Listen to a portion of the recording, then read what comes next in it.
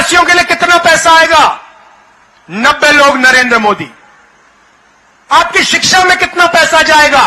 90 लोग नरेंद्र मोदी। सेना को कितना पैसा मिलेगा? 90 लोग नरेंद्र मोदी। ওবিসিদের কোটার প্রসঙ্গ তুলে ছত্তিশগড়ের রায়গড়ে মোদী সরকারকে এক হাত নিলেন রাহুল গান্ধী।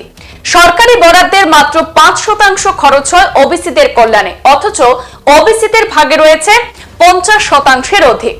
বিজেপি সরকারের আমলে দেশের দুর্বল শ্রেণীর মানুষদের অধিকার খর্ব হয়েছে, গোপনে রাখা হয়েছে ওবিসি এবং আদিবাসীদের সংখ্যাও।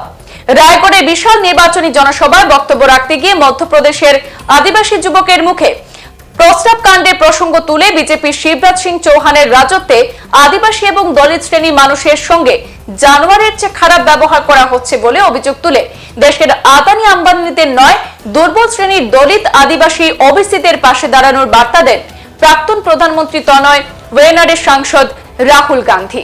বিশাল জনসভাকে উদ্দেশ্য করে রাহুল গান্ধী বলেন, দেশের বাজেটের 100 টাকা খরচের 50 টাকা ওবিসি আদিবাসীদের ভাগে পড়ে, কিন্তু বাস্তবে দুর্বল শ্রেণীর মানুষকে বঞ্চিত করে শতকরা 10 পয়সা খরচ করা হচ্ছে ওবিসি এবং আদিবাসীদের জন্য। কিন্তু নির্বাচন এলেই দুর্বলদের প্রতি দরদ উতলে পড়ে বিজেপির। দুর্বল মানুষদের অধিকার খর্ব করে রাখার স্বার্থে জাতিগত জনগণনায় ভয় পায় কেন্দ্রের নরেন্দ্র মোদী সরকার। নিজেদের অধিকার আদায় বিজেপির বিরুদ্ধে রুখে দাঁড়াতে জনসভাকে আশ্বস্ত করেন রাহুল গান্ধী। শুনে নিন রাহুল গান্ধীর রায়গড়ে জনসভার বক্তব্যের একাংশ। आदिवासियों के लिए कितना पैसा आएगा? 90 लोग नरेंद्र मोदी। आपकी शिक्षा में कितना पैसा जाएगा? 90 लोग नरेंद्र मोदी। सेना को कितना पैसा मिलेगा? 90 लोग नरेंद्र मोदी। पीने के पानी में कितना बजट का पैसा जाएगा? 90 लोग नरेंद्र मोदी। अब राहुल गांधी पूछ रहा है 90 लोगों में से ओबीसी कितने, दलित कितने, आदिवासी कितने? और जैसे मैंने यह सवाल पूछा, नरेंद्र मोदी कहता है जाति कुछ नहीं है हिंदुस्तान में। भाइयों और बहनों, 90 में से 3 ओबीसी, 3 आदिवासी। फिर से सुन लीजिए, 90 में से 3 ओबीसी, 3 आदिवासी। और मजे की बात सुनिए, अगर हिंदुस्तान के बजट में 100 रुपए खर्च किए जाते हैं,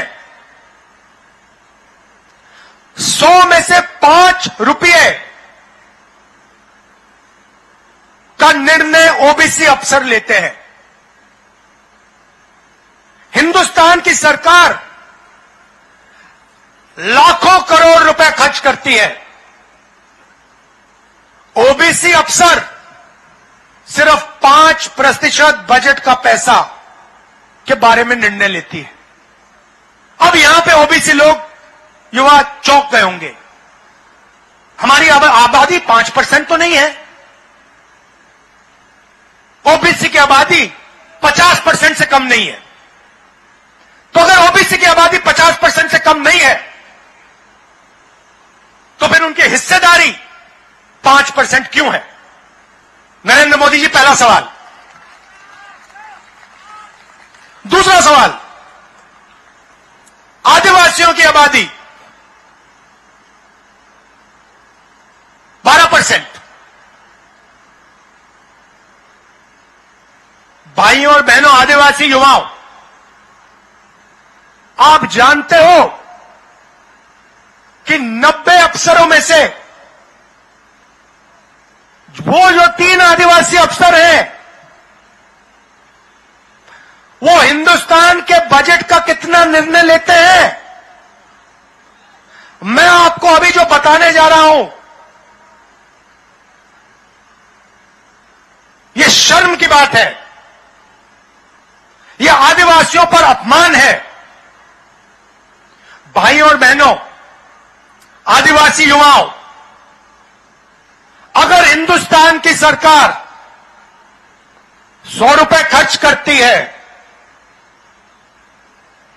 तो उसमें से आदिवासी अफसर 10 पैसे का निर्णय लेते हैं। भाइयों और बहनों, 100 रुपए में से 10 कैसे आदिवासी अफसर डिसाइड करते हैं? मतलब 0.01% बजट का आप लोग डिसाइड करते हो। अब जैसे ही मैंने ये बात उठाई, आदिवासियों को वनवासी कहने वाले लोग एकदम कहते हैं इस देश में कोई जात नहीं, इस देश में सिर्फ गरीब है। भाइयों और बहनों, वनवासी का मतलब जानते हो आप? कोई बता सकता है मुझे यहां पे वनवासी का क्या मतलब होता है? कोई बता सकता है? अच्छा, आदिवासी का क्या मतलब होता है? बताइए बताइए, आप बताइए, आदिवासी का क्या मतलब होता है? मैं आपको बताता हूं। आदिवासी का मतलब, और आदिवासी युवाओं को यह अच्छी तरह सुनना चाहिए, आदिवासी का मतलब वो लोग जो हिंदुस्तान के पहले मालिक थे। मतलब ये जो पूरी जमीन दिख रही है आपको, ये जो जमीन है, ये सबसे पहले आदिवासी वर्ग की जमीन हुआ करती थी। हिंदुस्तान में सबसे पहले आदिवासी हुआ करते थे। भाइयों और बहनों, इस शब्द के अंदर बहुत गहरी बात छुपी हुई है। आदिवासी का मतलब इस जमीन पे, इन जंगलों पे, जल पर आदिवासियों का पहला हक बनता है। सही बात? मतलब पहले मालिक आप। अब बीजेपी और नरेंद्र मोदी ने नया शब्द पता नहीं कहां से ढूंढ के लाए हैं, वनवासी। वनवासी का मतलब वो लोग जो जंगल में रहते हैं।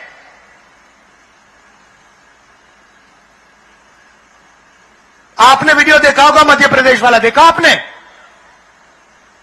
जिसमें बीजेपी के नेता आदिवासी युवा पर पेशाब कर रहा है। आपने देखा है? देखा ना? उस वीडियो को बीजेपी के लोगों ने वायरल किया। वो वीडियो दिल्ली तक पहुंच गया था, मैंने देखा उसको। সংবাদ এই পর্যন্তই, ফিরছি পরবর্তী অন্যান্য আপডেট নিয়ে। ধন্যবাদ।